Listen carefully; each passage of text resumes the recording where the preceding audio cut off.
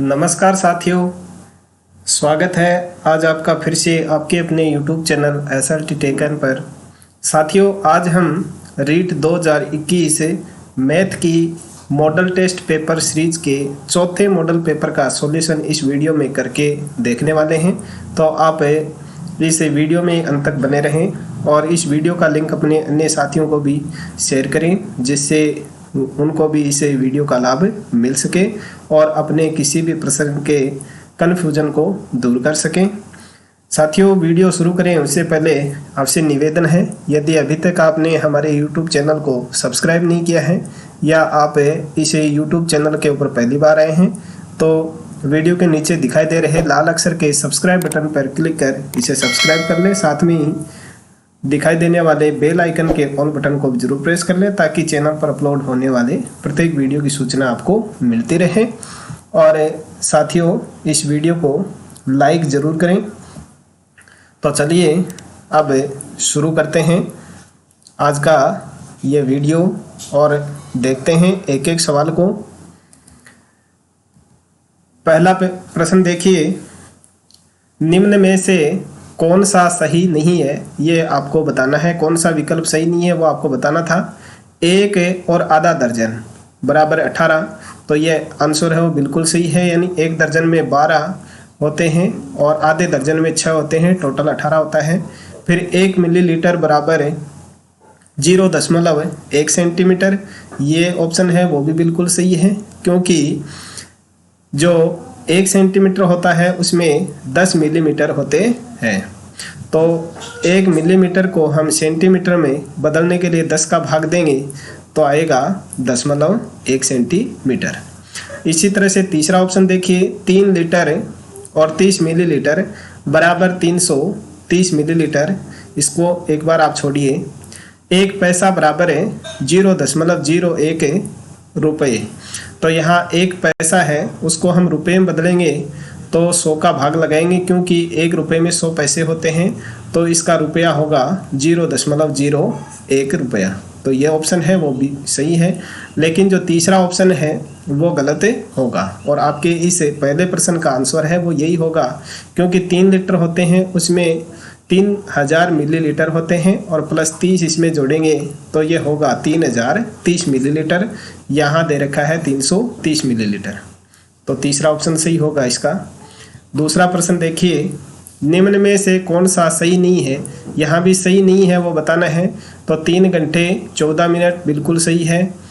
2 kilogram 30 ग्राम, तो 2 kilogram के हो जाएंगे 2000 और 30 ग्राम तो 2030 ग्राम, ये भी सही है। 3 लीटर और 80 मिलीलीटर, तो ये पहले वाले प्रश्न की तरह ही यहाँ भी ये ऑप्शन है वो गलत होगा, 380 मिलीलीटर नहीं होंगे इसमें। और डी ऑप्शन है उसमें 10 सेंटीमीटर भुजा वाले वर्ग का क्षेत्रफल 10 को 10 से गुणा करेंगे तो होता है 100 वर्ग सेंटीमीटर, और बराबर में दिया गया 100 सेंटीमीटर लंबाई और 0.1 मीटर चौड़ाई वाले आयत का क्षेत्रफल। तो क्षेत्रफल आयत का होता है लंबाई गुणा चौड़ाई, तो लंबाई यहाँ 100 सेंटीमीटर है और ये चौड़ाई है वो मीटर में दे रखी है। तो 0.01 मीटर को हम सेंटीमीटर में बदलेंगे तो 100 से गुणा करेंगे, तो 100 से गुणा करने का मतलब यहाँ ये होगा 100 और 2 अंकों के ऊपर दशमलव लगाएंगे तो 1 आएगा। 100 को 1 से गुणा करेंगे तो आता है 100 वर्ग सेंटीमीटर, तो ये ऑप्शन भी सही है। तो इस दूसरे प्रश्न में सी ऑप्शन गलत है और यही आपका आंसर होगा। तीसरा प्रश्न देखिए, अपने आंसर हैं वो साथ साथ कमेंट करते चलें और वीडियो के अंत में आप अपना स्कोर है वो ज़रूर कमेंट करके बताएं कि आपके कितने प्रश्न इसमें से सही हुए। अब यहाँ एक दुकानदार ने तीसरे प्रश्न में दिया गया है 5.3 किलोग्राम बादाम, 2100 ग्राम किशमिश और 2 किलोग्राम 200 ग्राम काजू को मिला दिया। इस मिश्रण के बराबर बराबर 2 दर्जन पैकेट बना दिए, प्रत्येक पैकेट का भार क्या होगा। अब यहाँ देखिए आंसर में ग्राम दिए हुए हैं, तो जो भी किलोग्राम है उनके हम ग्राम बना देंगे। 5.3 किलोग्राम के बनेंगे 5300 ग्राम और ये 2100 ग्राम दे ही रखा है। और काजू है वो 2 किलो 2.2 किलोग्राम है तो इसके हो जाएंगे 2200 ग्राम। अब इन सब का हम जोड़ कर लेंगे तो कितना होगा, ये हो जाएगा आपका 9600 ग्राम।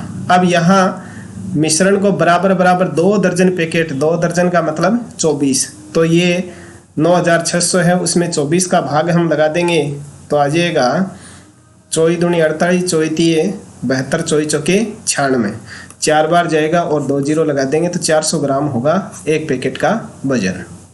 तो पहला ऑप्शन में दिया गया है 400 ग्राम, तो तीसरे का इस तरह से पहला ऑप्शन सही होगा। अब चौथा प्रश्न देखिए, 60 डिग्री के पूरक कोण की माप क्या होगी।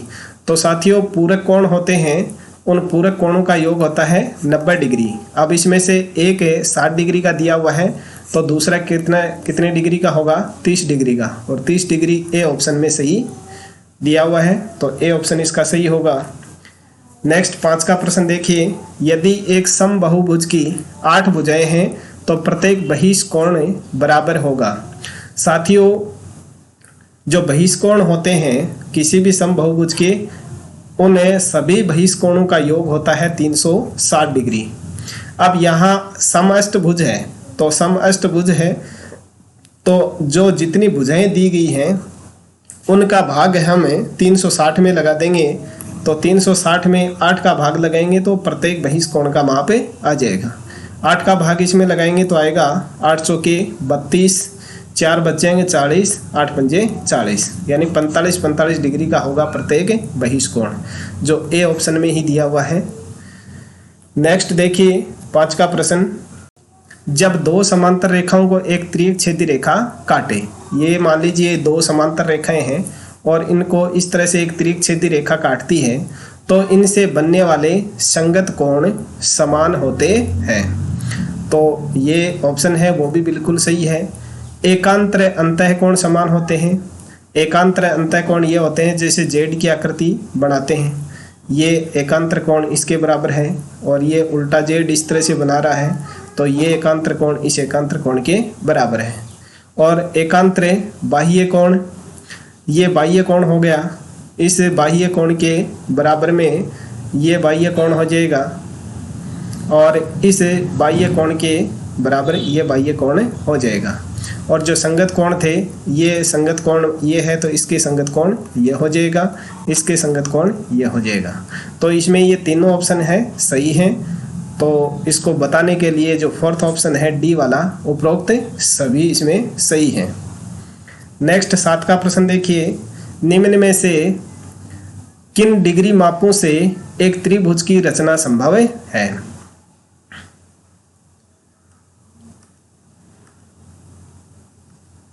यहां देखिए जो त्रिभुज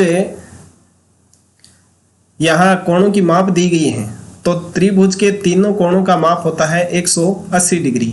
अब यहाँ जिस ऑप्शन में जो 3 कोण दे रखे हैं उन तीनों कोणों का योग अगर 180 बैठता है तो उससे हम त्रिभुज की रचना बना सकते हैं। तो यहाँ देखिए ये जो सी ऑप्शन है उसमें तीनों कोणों का योग 180 है, बाकी के में किसी में भी 180 योग नहीं है। आप ये करके देख सकते हैं। तो इस 7 के प्रश्न का है वो D option, sorry C option है वो सही होगा। अब देखिए नेक्स्ट 8 का प्रश्न, एक वृत्त के केंद्र से 6 सेंटीमीटर की दूरी पर एक जीवा की लंबाई 16 सेंटीमीटर है तो बताओ वृत्त का व्यास कितना होगा।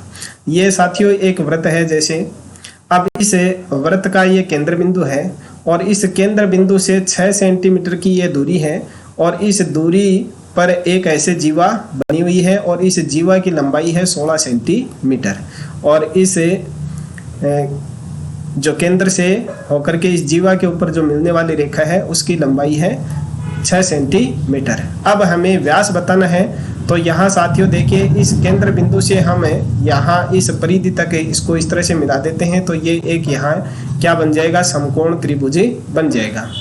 अब यहाँ ये त्रिज्या ये जीवा है वो 16 की है तो यहाँ तक की इसकी दूरी कितनी हो जाएगी, 8 सेंटीमीटर हो जाएगी और ये 6 सेंटीमीटर हो जाएगी और ये समकोण त्रिभुज है इसलिए ये क्या हो जाएगा, यहाँ कर्ण हो जाएगा। तो पाइथागोरस प्रमेय से जब हम इस कर्ण की दूरी निकालेंगे तो आएगी 10 सेंटीमीटर। पाइथागोरस प्रमेय में यानी लंब और आधार के वर्ग के योग के बराबर है, ये होता है कर्ण का वर्ग होता है। तो यहाँ ये कर्ण 10 सेंटीमीटर आ गया, तो व्यास पूछा गया है, तो ये व्यास होता है इस त्रिज्या का दुगना। तो 10 और 10 कितने हो जाएंगे? 20 सेंटीमीटर। तो ये बी ऑप्शन में दिया गया है 20 सेंटीमीटर। तो 8 का जो प्रश्न है उसमें बी ऑप्शन सही होगा। नेक्स्ट 9 का देखिए, एक अर्धवृत्त द्वारा परिधि पर बने कोण का डिग्री मान क्या होता है? तो देखिए साथियों, अर्धवृत्त है वो इस आकार का होता है, ये एक अर्धवृत्त है, और इस अर्धवृत्त के द्वारा परिधि के ऊपर इस तरह से अगर कोई कोण बनाया जाता है तो ये 90 डिग्री का होता है, यानी समकोण होता है। तो सी ऑप्शन में दिया गया है 90 डिग्री, यानी यहाँ से कहीं पर भी ये परिधि के ऊपर कोण बनेगा तो वो समकोण ही बनेगा इस तरह से। तो ये जो कोण बनने वाला है इस परिधि के ऊपर वो 90 डिग्री का बनता है। नेक्स्ट देखिए 10 का प्रश्न, एक समबाहुभुज का प्रत्येक आंतरिक कोण 144 डिग्री का है। तो यहाँ देखिए कोई भी समबाहुभुज होता है वो इस तरह से बना हुआ होता है। तो यहाँ जो अंतः कोण दिया हुआ है और उस अंतः कोण से बाह्य कोण अगर हम बनाएं तो इन दोनों का योग कितना होता है? 180 डिग्री होता है। तो आंतरिक कोण दिया हुआ है, तो बाह्य कोण ज्ञात करने के लिए हम उसको 180 में से घटा देंगे। तो यहाँ आंतरिक कोण 144 दिया हुआ है, उसको हम 180 में से घटाएंगे तो ये बच जाएगा हमारे पास में 36 डिग्री का। तदनुसार बहुभुज की भुजाएं ज्ञात कीजिए। अब बाह्य कोण हमारे पास में है कितना? 36 डिग्री, और बाह्य कोणों का सभी बाह्य कोणों का योग होता है 360 डिग्री। तो 360 डिग्री में हम एक बाह्य कोण का भाग दे देंगे तो हमारे पास में भुजाओं की संख्या आ जाएगी। 36 से 36 कैंसिल हो जाएंगे और एक 0 बचेगा, तो ये 10 आ जाएगा, यानी ये 10 भुजाएं उस बहुभुज की होंगी। तो ये सी ऑप्शन में दिया गया है। नेक्स्ट देखिए 11 का प्रश्न, यदि एक समांतर चतुर्भुज का बड़ा कोण उसके छोटे कोण के दुगने से 30 डिग्री कम है तो समांतर चतुर्भुज का सबसे बड़ा कोण ज्ञात कीजिए। तो यहाँ देखिए हमें छोटा कोण है उसको हम अक्ष मान लेते हैं, और बड़ा कोण है वो दुगने से 30 कम है। तो ये बड़ा कोण हो गया, ये छोटा हो गया और ये बड़ा हो गया, और इन दोनों कोणों का योग होता है 180 डिग्री के बराबर। तो जब हम इनका योग करेंगे तो उसके बराबर में हम रख देंगे 180 डिग्री। अब यहाँ देखिए अक्ष और 2 अक्ष 3 अक्ष हो जाएंगे, और 30 का पक्षांतरण कर देंगे तो ये इसमें से 180 में प्लस हो जाएगा तो 210 बनेगा, और अक्ष बराबर हो जाएगा 3 का पक्षांतरण करके इसमें भाग लगेगा तो वो आ जाएगा 70 डिग्री। तो यानी छोटा कोण है वो तो हो गया इसका 70 डिग्री। अब इसमें पूछा क्या है? बड़ा कोण पूछा है। तो बड़ा कोण क्या था? 2 अक्ष माइनस 30 था, तो अक्ष की वैल्यू हमारे पास में 70 आई है, तो इसको दुगना करेंगे तो 140 होगा, और उसमें से 30 को जब घटाएंगे तो 110 आंसर हमारे पास में आएगा, और 110 आंसर है वो बी ऑप्शन में दिया हुआ है। तो इस तरह से 11 का प्रश्न करना था। अब देखिए 12 का, नीचे दिए गए चित्र में अक्ष और वाई के मान ज्ञात कीजिए। यहाँ ये देखिए एल और एम है वो 2 समांतर रेखाएं हैं। क्या है? समांतर रेखाएं हैं, और ये इनको तिर्यक छेदी रेखा काट रही है, तो इनसे ये कोण है वो शीर्षाभिमुख कोण बन रहे हैं। कौन से कोण बन रहे हैं? ये दोनों शीर्षाभिमुख कोण है, और शीर्षाभिमुख कोण आपस में बराबर होते हैं। तो यहाँ अक्ष है वो अक्ष का वैल्यू भी कितनी हो जाएगी? 40 हो जाएगी, और ये अक्ष और वाई है वो अंतः एकांतर कोण है, यानी ये अक्ष के बराबर ये वाई है वो भी 40 डिग्री का ही होगा।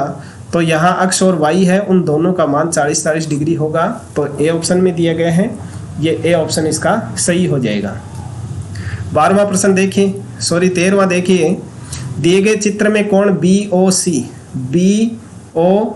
इस कोण की बात हो रही है, माप निम्नलिखित में से कौन सी होगी? तो यहाँ देखिए ये सारे कोण है वो इस एक सरल रेखा के ऊपर बने हुए हैं, और एक सरल रेखा के किसी भी बिंदु पर बने सभी कोणों का योग 180 डिग्री के बराबर होता है। कितने डिग्री के बराबर होता है, 180 डिग्री के बराबर होता है। तो ये जो दो कोण दे रखे हैं 85 और 36, इन दोनों को जोड़ करके हम इसे 180 में से घटा देंगे तो हमारे पास में ये जो अक्ष कोण है इस अक्ष कोण की वैल्यू आ जाएगी। तो यहाँ देखिए इनको जोड़िए आप, 85 और 36 है, इनको जोड़ेंगे 11 असल की 1 12 121 हो जाएगा और इसमें से घटा दीजिए। अब इसको 10 में से 1 को घटाएंगे 9 बचेगा, ये 17 हो जाएंगे, 17 में से 12 को घटाएंगे 5 बचेगा 59 डिग्री। तो ये डी ऑप्शन में दिया गया है। तो 13 का जो प्रश्न है उसमें डी ऑप्शन सही होगा। नेक्स्ट 14वां देखिए, 4x बराबर y है तो अक्ष की वैल्यू ज्ञात कीजिए। अब यहाँ अक्ष की वैल्यू ये आपके ऑप्शन में दी हुई है, इस ऑप्शन को आप यहाँ फिल कीजिए। ये है संगत कोण, ये है रैखिक युग्म, रैखिक युग्म कोण है, रैखिक युग्म कोण, और रैखिक युग्म कोण है उनका योग होता है 180 डिग्री के बराबर। तो यहाँ देखिए मान लिया कि ये अक्ष है, इस अक्ष की वैल्यू अगर 100 है जो ए ऑप्शन में दी गई है, तो y की वैल्यू कितनी होगी, 80 हो जाएगी, 180 में से घटाएंगे तो। अब यहाँ इसको आप इस समीकरण है उसमें रख करके देखिए, अगर अक्ष की वैल्यू 100 है और उसको 4 से गुणा करेंगे तो 400 हो जाएगी, और अगर y की वैल्यू 80 है और उसको हम 5 से गुणा करेंगे तो इसकी वैल्यू भी कितनी हो जाएगी, 400 हो जाएगी। तो दोनों बराबर हैं, तो ये पहला ऑप्शन ही इसका सही हो जाएगा। बाकी में अगर ये अक्ष की जगह हम 115 रखेंगे और 180 में से 15 को घटाएंगे तो 65 बचेगा, उस 65 को अगर 5 से गुणा करेंगे तो वो इसके बराबर नहीं होगा। आप करके इसमें देख सकते हैं, तो इसका पहला ही ऑप्शन सही हो जाएगा। अब देखिए 15वां प्रश्न, दिए गए चित्र में PQR एक त्रिभुज है जो एक समद्विबाहु त्रिभुज है, समद्विबाहु त्रिभुज है यानी ये भुजा इस भुजा के बराबर है। तो समद्विबाहु त्रिभुज होने का मतलब यानी जो बराबर भुजाएं हैं उनके संगत जो कोण हैं वो भी बराबर होते हैं। अब PSR एक समबाहु त्रिभुज है जो अंदर बना हुआ है, उसकी सभी तीनों भुजाएं बराबर हैं। तो सभी तीनों भुजाएं बराबर होने का मतलब उसके तीनों कोण हैं वो भी बराबर होंगे। यदि अक्ष बराबर है 26 डिग्री हो तो y का मान ज्ञात कीजिए। ये अक्ष है, इसका मान 26 डिग्री दे रखा है, तो इस y का मान हमें ज्ञात करना है। तो देखिए यहाँ ये पहला जो PQR है वो समद्विबाहु त्रिभुज है, तो समद्विबाहु त्रिभुज है उसमें A कोण है वो तो 26 डिग्री का है, तो बाकी के ये P और R कोण हैं वो आपस में बराबर होंगे। तो 180 में से हम 26 को घटा देंगे सबसे पहले, तो कितना बचेगा, 10 में से 6 को घटाएंगे 4 बचेगा, और ये 17 है, 17 में से 2 घटाएंगे तो बचेगा 15 यानी 154 डिग्री। अब इसमें 2 का भाग देंगे तो आ जाएगा 77 डिग्री। तो यानी ये P और ये जो R कोण है वो 77 डिग्री के हो जाएंगे। अब ये जो PSR त्रिभुज है वो त्रिभुज है समबाहु त्रिभुज, इसलिए इसके जो प्रत्येक कोण हैं वो 60 डिग्री के हो जाएंगे, क्योंकि तीनों भुजाएं बराबर हैं तो तीनों कोण भी बराबर होंगे। अब यहाँ देखिए इस P कोण की बातें कीजिए, कोण P है वो y और 60 से मिलकर के बना है, तो P कोण है उसकी वैल्यू है हमारे पास में 77 और ये 60 है, इसमें से घटा देंगे तो हमारे पास में y की वैल्यू आ जाएगी। तो 77 है उसमें से 60 घटाएंगे तो कितने बचेंगे, 17, और ये 17 ऑप्शन सी के ऑप्शन में दिया गया है। तो इस तरह से इसका सी ऑप्शन है वो सही होगा। नेक्स्ट 16 का देखिए, यहाँ भी त्रिभुज दे रखे हैं और इसमें यह बड़ा त्रिभुज दे रखा है, पूरा बाह्य त्रिभुज ABC है, और इसमें AP कोण BAC का समद्विभाजक है, यानी ये जो AP भुजा है, ये AP भुजा है वो इसको 2 बराबर भागों में बांट रही है, यानी A है इस A को 2 भागों में बांट रही है। तो AQ है और ये इसके ऊपर जो BC भुजा है उसके ऊपर लंब है, यानी यहाँ 90 डिग्री का कोण ये बना रही है। तो PAQ बराबर होगा PAQ, यानी ये जो बीच वाला कोण है इस कोण की माप हमें बतानी है। तो यहाँ देखिए सबसे पहले हम A की माप ज्ञात करेंगे। A की माप ज्ञात करने के लिए देखिए त्रिभुज के 2 कोण दिए हुए हैं 75 और 35, इन दोनों का हम योग करेंगे तो 110 डिग्री आएगा। अब इसको 180 में से घटा देंगे तो कोण A है उसकी वैल्यू आ जाएगी 70 डिग्री। अब 70 डिग्री इस पूरे ए कोण की वैल्यू आ गई।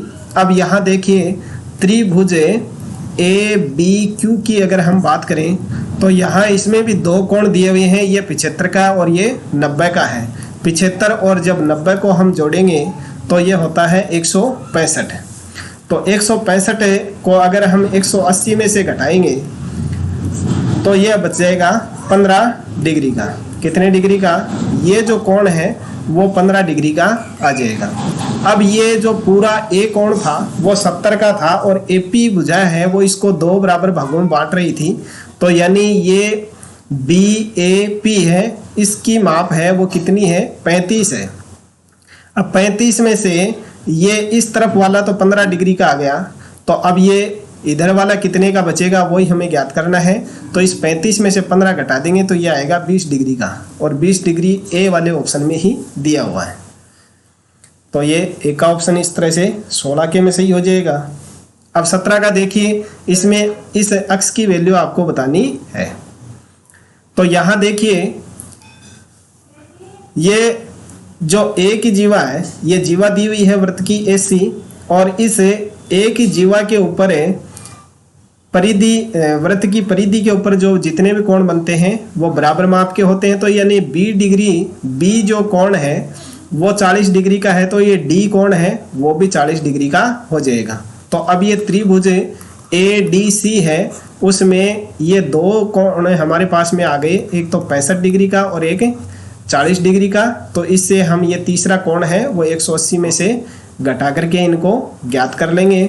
अब इनको 180 में से जब घटाएंगे तो इनका योग होता है 105 डिग्री, और 180 में से 105 को घटाएंगे तो आएगा 75। तो ये बी ऑप्शन में दिया हुआ है 75 डिग्री। तो 17 के में ये बी ऑप्शन सही हो जाएगा।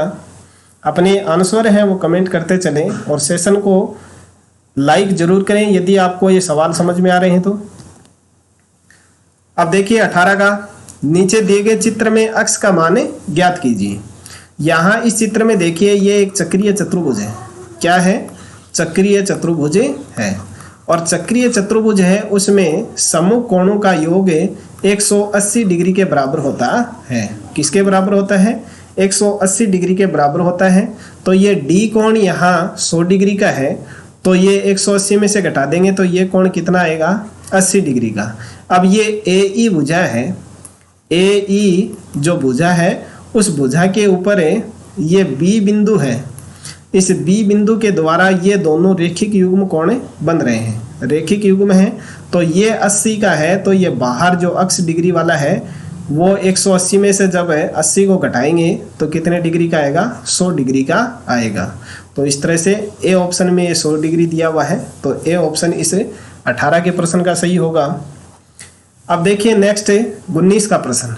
इसमें एक तौलिया है जिसका क्षेत्रफल 100 वर्ग सेंटीमीटर दिया गया है, और इसकी धुलाई करने पर लंबाई है वो तो 20% सिकुड़ जाती है और चौड़ाई 10% घट जाती है।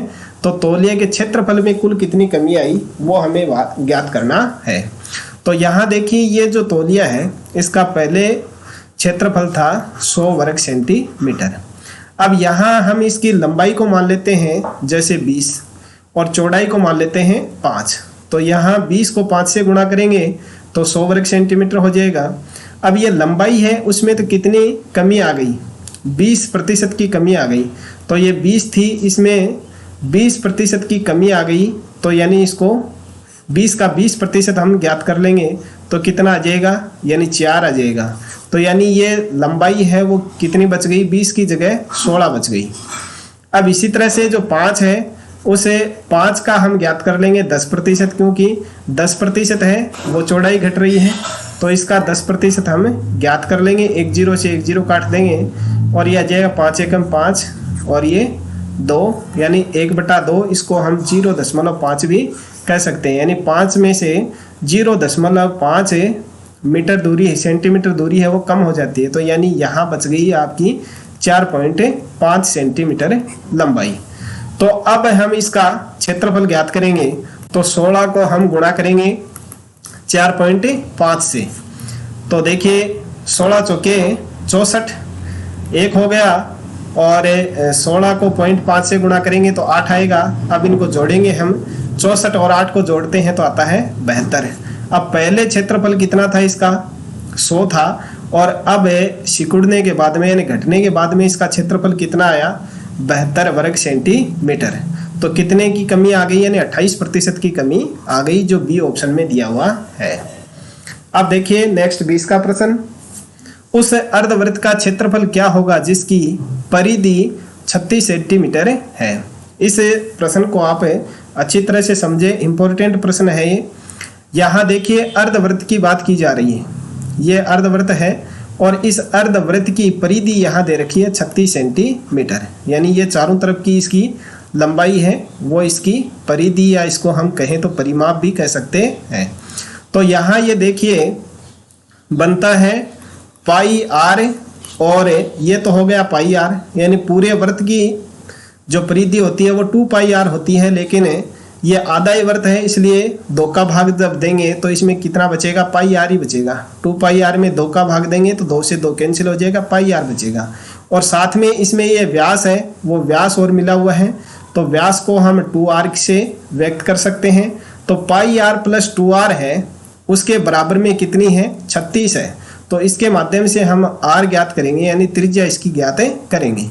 अब यहाँ देखिए इसमें r कॉमन है, यानी त्रिज्या कॉमन है, इसको अलग निकाल देते हैं। बचा क्या हमारे पास में, पाई जिसका मान होता है 22/7 और प्लस है ये बच गया 2 और बराबर में 36। अब इसको सरल कर लेंगे हम लघुत्तम लेकर के, तो ये आ जाएगा 22 प्लस 14/7। 7 का भाग देंगे, इतना तो आपको आता ही है, 2 से गुणा करेंगे फिर तो 14 आ जाएगा और बराबर में 36। अब इस 22 और 14 को यहाँ जोड़ेंगे तो आ जाएगा 36/7 बराबर 36। अब ये 36 है, उस 36 से कैंसिल हो जाएगा और इस r का पक्षांतरण कर देंगे इस 7 का, तो r बराबर आ जाएगा 7 सेंटीमीटर। तो यानी त्रिज्या हमारे पास में आ गई इसकी 7 सेंटीमीटर। अब हमें इसमें क्या ज्ञात करना है, अर्धवृत्त का क्षेत्रफल ज्ञात करना है। तो अर्धवृत्त का क्षेत्रफल होता है 1/2 पाई आर स्क्वायर। तो r हमारे पास में 7 आई है, 7 से ये 7 कैंसिल हो गया, 2 का भाग इसे 22 में लगा देंगे तो आ जाएगा 11, 11 को 7 से गुणा करेंगे तो आ जाएगा 77 सेंटीमीटर। तो ये वर्ग सेंटीमीटर, सॉरी क्षेत्रफल की इकाई वर्ग सेंटीमीटर होती है। तो अर्धवृत्त का क्षेत्रफल है वो आ जाएगा 77 वर्ग सेंटीमीटर। बी ऑप्शन में दिया हुआ है, तो बी ऑप्शन सही हो जाएगा इस तरह से इसका। अब देखिए 21 का प्रश्न, किसी वृत्त का क्षेत्रफल 1386 वर्ग मीटर है तो उसकी परिधि ज्ञात कीजिए। तो यहाँ देखिए वृत्त का क्षेत्रफल होता है पाई आर स्क्वायर और इसके बराबर में कितना दिया हुआ है, 1386। तो अब यहाँ देखिए ये आर स्क्वायर है, उसके बराबर में 386 बटा ये 22/7 हो जाएगा। अब इसमें 22 का जब भाग लगाएंगे, हमें 22 का जब भाग लगाएंगे तो आएगा 63, भाग लगा करके देख लीजिए, और ये बचेगा 7। अब यहाँ ये r है तो इसका हम वर्गमूल r स्क्वायर है तो इसका हम इस स्क्वायर को हटा करके इनका वर्गमूल ज्ञात कर लेंगे। अब यहाँ देखिए इस 63 है, उसकी जगह हम लिख देते हैं 9 × 7 और ये हो जाएगा 7। तो यहाँ इस 9 की जगह होता है 9 का वर्गमूल होता है 3 और इस 7 × 7 की जगह ले लेंगे हम 7 और ये वर्गमूल इसका हट जाएगा तो 7 ये 21। तो ये त्रिज्या है वो इसकी आ जाएगी 21 सेंटीमीटर। अब हमें परिधि ज्ञात करनी है, तो परिधि का सूत्र 2 पाई आर, तो 2 × 22/7 × 21। अब ये इससे कैंसिल कर देंगे, 3 आ जाएगा। अब ये आएगा 3 दूनी 6 और 22 को 6 से गुणा करेंगे तो आएगा 132 मीटर, 22 के 132। तो इस तरह से सी ऑप्शन इस 21 के प्रश्न में सही होगा। अब देखिए नेक्स्ट 22 का प्रश्न, किसी वृत्त की परिधि और व्यास का अंतर 90 है तो वृत्त की त्रिज्या ज्ञात कीजिए। तो देखिए वृत्त की परिधि है वो होती है 2 पाई आर और व्यास होता है 2r। अब इन दोनों का अंतर है वो कितना दिया हुआ है, 90 सेंटीमीटर है।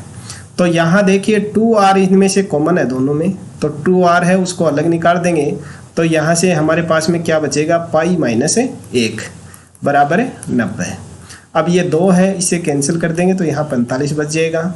अब r बराबर इस पाई की जगह होता है 22/7 -1 और बराबर 45। यहाँ इसको जब सरल करेंगे तो आ जाएगा, ये 22 है, इसमें से 7 घटा देंगे तो बचेगा 15/7 और बराबर 45। तो r बराबर पक्षांतरण करेंगे तो आ जाएगा 45 × 7/15। 15 का भाग इस 45 में देंगे तो 3 आएगा और 7 ये 21। तो यानी त्रिज्या हमारे पास में यहाँ आ गई 21 सेंटीमीटर। अब इसमें पूछा क्या गया है, त्रिज्या ही पूछी गई है, तो ये ए ऑप्शन में दिया हुआ है 21 सेंटीमीटर, ये ऑप्शन इसका सही हो जाएगा। अब देखिए 23 का प्रश्न, एक आयताकार पार्क है, यह आयताकार इस तरह से पार्क है, इसकी लंबाई 45 मीटर है और चौड़ाई 30 मीटर है और इसके चारों तरफ 2.5 सेंटीमीटर का इस तरह से ये रास्ता है, वो बना हुआ है, पार्क बना हुआ है, सॉरी ये पार्क बना हुआ है। तो यहाँ देखिए 2.5 सेंटीमीटर है, 2.5 मीटर इस तरफ जुड़ गई और 2.5 मीटर इस तरफ जुड़ गई, तो यानी 2.5 और 2.5 5 है, 5 ही तो हो जाएगा किसमें ऐड, चौड़ाई में। तो चौड़ाई 30 थी तो उसके बाद में पार्क सही तो हो जाएगी, 5 जुड़ने से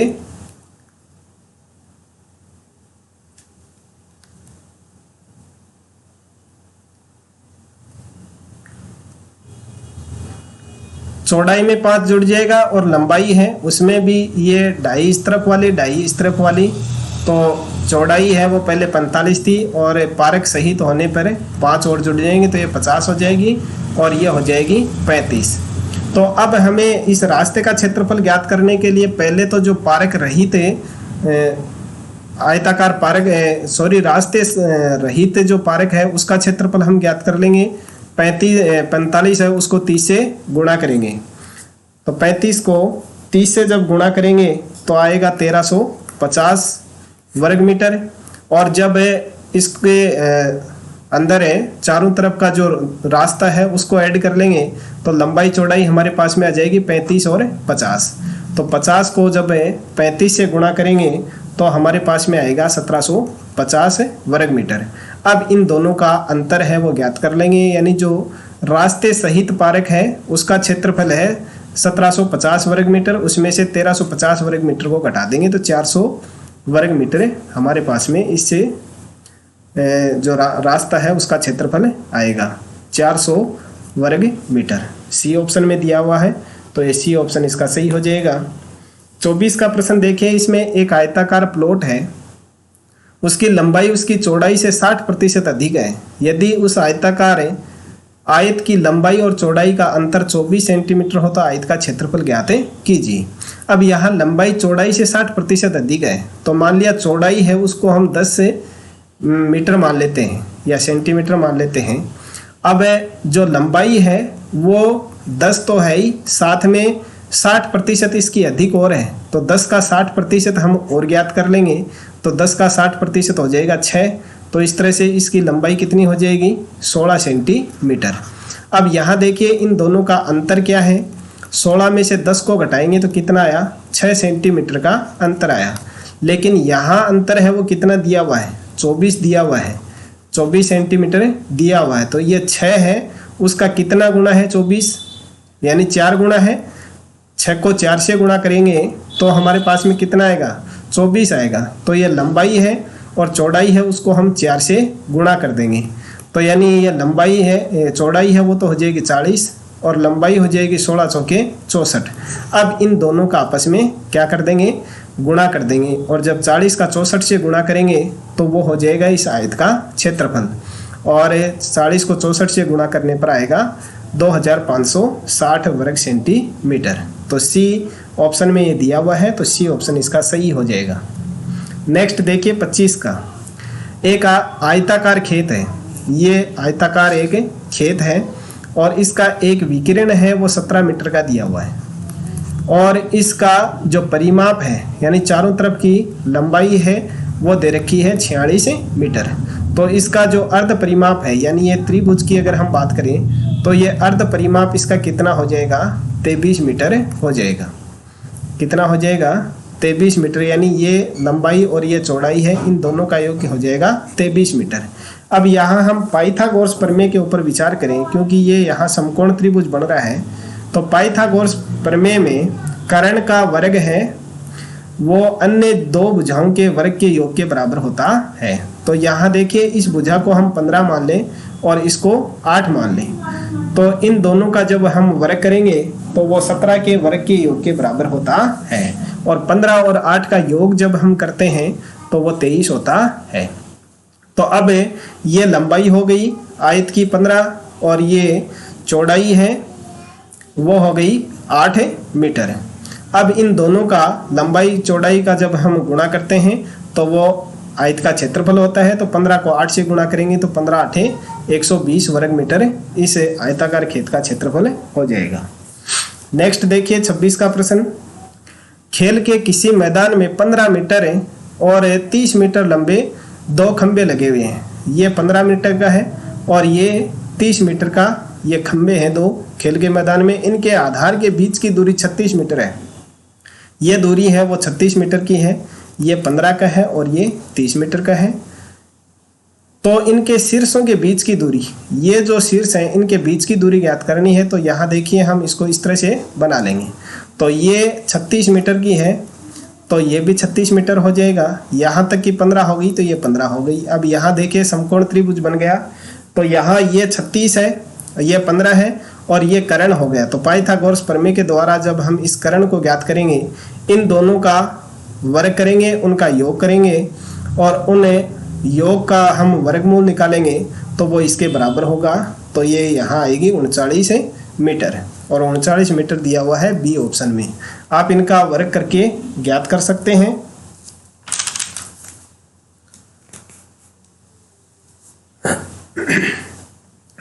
उनचालीस ही आएगा, यानी 36 का वर्ग ज्ञात करें आप और फिर 15 का ज्ञात करें, उन दोनों का योग करें और फिर उसका वर्गमूल निकालें तो वो 39 वर्ग मीटर 39 मीटर आएगा जो बी ऑप्शन में दिया हुआ है। नेक्स्ट देखिए 27 का प्रश्न। 14 सेंटीमीटर भुजा के वर्ग के अंतः वृत्त की परिधि ज्ञात कीजिए। यानी 14 सेंटीमीटर का ये एक वर्ग है और इसके अंदर एक वृत्त बना हुआ है। तो वृत्त बना हुआ है तो इस वृत्त का व्यास भी कितना है, 14 सेंटीमीटर है और इसकी त्रिज्या कितनी हो जाएगी, 7 सेंटीमीटर हो जाएगी। तो अब इस 7 सेंटीमीटर की मदद से हम इस अंतःवृत्त है उसकी परिधि ज्ञात कर सकते हैं। तो 2 गुणा 22/7 है और गुणा 7 से 7 कैंसिल हो जाएगा, 22 दूनी 44 सेंटीमीटर इसकी परिधि आ जाएगी जो सी ऑप्शन में दी हुई है। अब देखिए नेक्स्ट है 28 का प्रश्न। 28 का प्रश्न देखिए, एक वर्ग है उसका परिमाप 144 है तो इसकी भुजा कितनी हो जाएगी, 4 का भाग दे देंगे हम तो आएगा 4 तिये 12 और 6 चौके 24 यानी 36 सेंटीमीटर उसकी एक भुजा आ जाएगी। यदि एक आयत का क्षेत्रफल इस वर्ग के क्षेत्रफल के बराबर हो तो वर्ग का क्षेत्रफल ज्ञात करने के लिए 36 को 36 से गुणा करेंगे हम तो वो हो जाएगा इसका क्षेत्रफल। तो 36 को जब 36 से गुणा करते हैं तो वो होता है 1296 वर्ग सेंटीमीटर हो जाएगा और यही क्षेत्रफल है वो हो जाएगा इस आयताकार जो आयत है उसका क्षेत्रफल भी इतना ही हो जाएगा। अब यहाँ इसमें लंबाई दे रखी है 81, तो आयत का क्षेत्रफल होता है लंबाई गुणा चौड़ाई। तो लंबाई दे रखी है तो इस 1296 में हम 81 का भाग लगाएंगे तो हमारे पास में क्या आ जाएगी, चौड़ाई आ जाएगी। तो इसमें 81 का भाग लगाएंगे तो चौड़ाई आएगी हमारे पास में 16 सेंटीमीटर। अब इसमें पूछा क्या गया है, लंबाई हमारे पास में 81 दे रखी है, चौड़ाई हमारे पास में 16 आ गई, तो इन दोनों का अंतर पूछा है। तो 81 में से जब 16 को घटाएंगे तो वो आएगा हमारे पास में 65 सेंटीमीटर। तो जो सी ऑप्शन में दिया गया है तो इस तरह से इसका सी ऑप्शन सही हो जाएगा, 65 सेंटीमीटर। नेक्स्ट देखिए 29 का प्रश्न। एक कमरे की लंबाई उसकी चौड़ाई से दुगनी है, तो मान लिया चौड़ाई है वो अक्ष है और लंबाई उसकी हो जाएगी 2 अक्ष। यदि फर्श का क्षेत्रफल 648 वर्ग मीटर है तो कमरे की लंबाई कितनी होगी। तो यह लंबाई और चौड़ाई को जब हम गुणा करेंगे तो बराबर में हम रख देंगे, क्योंकि फर्श है वो आयताकार होता है और आयत का क्षेत्रफल होता है लंबाई गुणा चौड़ाई। तो 2 अक्ष गुणा 2 अक्ष बराबर 648। अब ये अक्ष को 2 अक्ष से गुणा करेंगे तो 2 अक्ष स्क्वायर बराबर 648, अक्ष स्क्वायर बराबर हो जाएगा 324 और अक्ष बराबर आ जाएगा 18। यानी अक्ष तो हमारे पास में क्या आ गई, चौड़ाई आ गई। और पूछिए हमारे से लंबाई है, तो लंबाई है वो चौड़ाई की दुगनी है, तो इस 18 को 2 से गुणा कर देंगे तो कितना आ जाएगा, 18 दूनी 36। तो ये 36 मीटर है, इस बी ऑप्शन में दी हुई है। तो इस तरह से इस 29 का जो प्रश्न है उसमें बी ऑप्शन सही हो जाएगा। और अब देखिए इस टेस्ट का अंतिम प्रश्न। एक आयताकार प्लॉट है जिसकी माप है 90 × 50 मीटर है, को तार की बाड़ से घेरा जाना है, यानी इसका हमें परिमाप ज्ञात करना है। तो परिमाप होता है 2 गुणा लंबाई प्लस चौड़ाई, तो लंबाई और चौड़ाई है इसका योग दिया हुआ यहाँ 90 और 50 का जब योग करेंगे 140 होगा, और उसको 2 से गुणा करेंगे तो आ जाएगा ये 280 मीटर। अब इसके चारों तरफ है हमें बाड़ लगानी है, और बाड़ के ऊपर जो खंबा है वो 5 मीटर की दूरी के ऊपर रखा जाता है, तो कितने खंभों की जरूरत होगी। तो ये जो पूरा परिमाप है उसमें हम 5 का भाग लगा देंगे, तो 280 है उसमें 5 का जब भाग लगाएंगे तो 5 पंजे 25 और ये बच जाएगा 30 हो जाएगा, 5 6 30। तो यानी 56 खंभों की हमें ज़रूरत होगी, जो बी ऑप्शन में दिया हुआ है। आशा है साथियों आपको सभी प्रश्नों के आंसर मिल गए होंगे, तो आप फटाफट से अपना स्कोर है वो कमेंट कर दीजिए। आशा है आपको वीडियो पसंद आया होगा, तो इसको लाइक कर दीजिए, अपने अन्य साथियों को शेयर कर दीजिए। मिलते हैं नेक्स्ट सेशन में किसी अन्य वीडियो में, तब तक SRT tech and YouTube channel पर इसी तरह से बने रहें, देखते रहें और सीखते रहें। इस वीडियो को देखने के लिए आप सभी का धन्यवाद।